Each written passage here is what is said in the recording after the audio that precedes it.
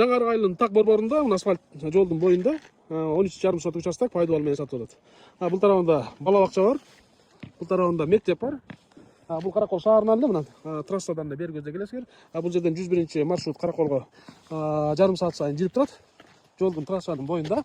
Жол менен дагы участоктун ортосунда да бир топ аянтча бар. Пайдубал бар. Билтеген чоң пайдубал. Огород тиги жерге чейин. Каракол шаарына жакында бул жаңарык айыл эле кошулуп калат. Шаарга жакын айылдардын бири, кире бериши түрөп бүт жактан. Ошондуктан тыштан келип келе алсаңыздар болот. Каракол шаарына жакын жашайм десеңиздер, мал бакканга ылайыктуу кенен, караңызчы.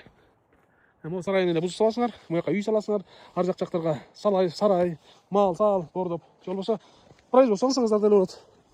Ошондуктан жаңарык айылынан карагачы, трассанын боюнан, жолдун боюнда эле. БТЧтин баарын алыш керек. Свет бар, суу бар. Чыксаң эле маршрутка жарым саат сайын Караколго каттап турат. Баасын телефон аркылуу сүйлөшөбүз дейт. Баасын телефон аркылуу, мына кожоюндар ушундай деп атат. Мени сөкпөгүлө. 13,5 соток участок жаңарык айылынын так борборунда.